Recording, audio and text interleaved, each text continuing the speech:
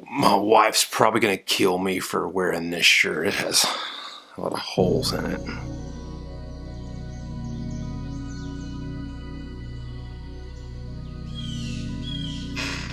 I want to talk with you about why I'm only reading like one Bible this year and why I'll probably never use that Bible again.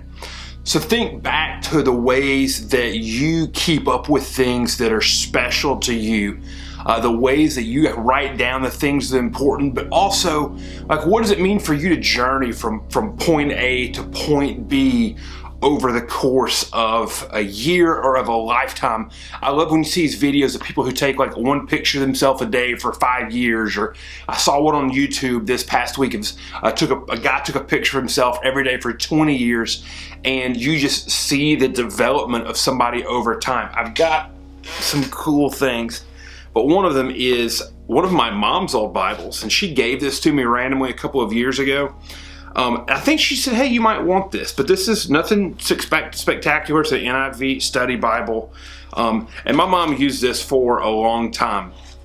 And she gave it to me. And it's kind of funny because my mom took a lot of like heavy notes on sermons and stuff. And there's been times, my dad's a pastor, when my mom or my dad have called me back and said, hey, listen, there's a sermon outline over this passage. I need you to go back and pull it. It's quicker to go to my mom's old Bible than it is to go to me. But I'm seeing she's using this in 2001. I'm just kind of looking at the dates of stuff, of when this was, when things were underlined.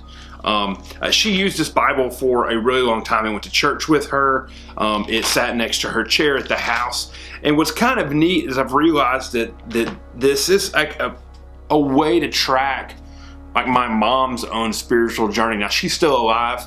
She just got a new Bible and figured that I might like this because I'm all sentimental and stuff like that. But you can trace a lot of things about my mom through this Bible. So it's an incredibly awesome thing to have. So last year I did something that I've never done before. It's really because I found a Bible that I had never seen before. But last year I preached only gospel passages for the full year. And I found this Bible.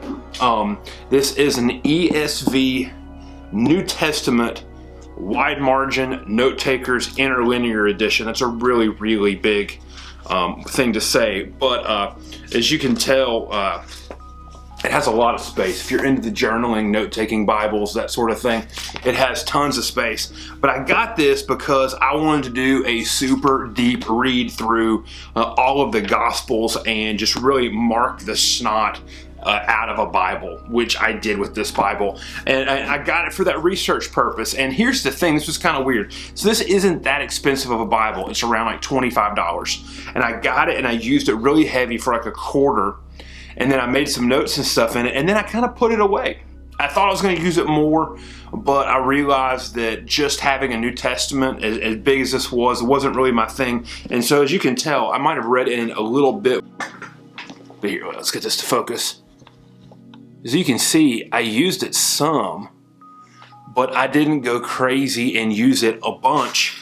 And I kind of realized I ended up just marking it. You see on the spine right here, it says Gospel Read 2018 ESV. And I just used this Bible for that one time and that one thing. But I enjoyed it. I found a good Bible that was really on how I used the Bible in my personal devotional life and study.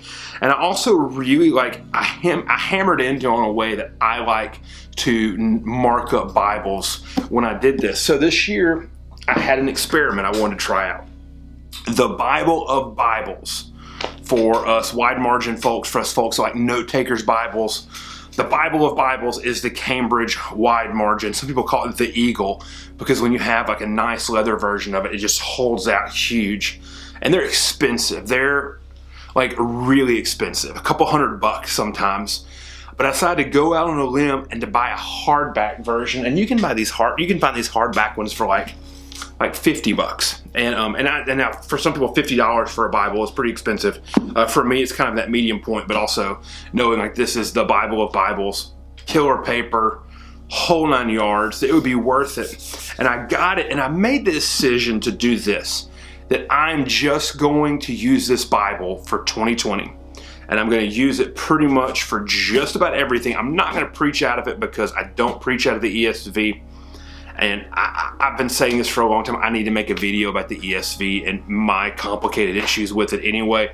But the fact of the matter is, I found this version of ESV, and I'm only using this Bible this year for the purpose of, in the future, I will be able to see my own spiritual journey this year through this Bible. And I've only been in it for this. I'm filming this on January 27th. And I'll tell you what, now I read a lot of scripture. I'm in the Word a decent amount. But I'm already seeing this thing just significantly marked up in some places already. And it makes me happy to already see just use happening and that sort of thing. And I'm not even a month into the year yet, so I'm super excited about what's going to look like at the end of the year with this Bible, because I know that I will most likely have read through it at least once, probably 2 or 3 times, because that's just kind of the reading pattern and plan I keep up with. But I'm curious to see where it looks like at the end of the year, not for use, not for durability, nothing like that. This is a good Bible. It will be durable. It will stay alive. But I want to see it because I just like the idea of having a record of my own spiritual journey over the course of this year. And I have a feeling that I'm not going to say I'm always going to do this the rest of my life, because there's probably 40 years hopefully left in the rest of my life.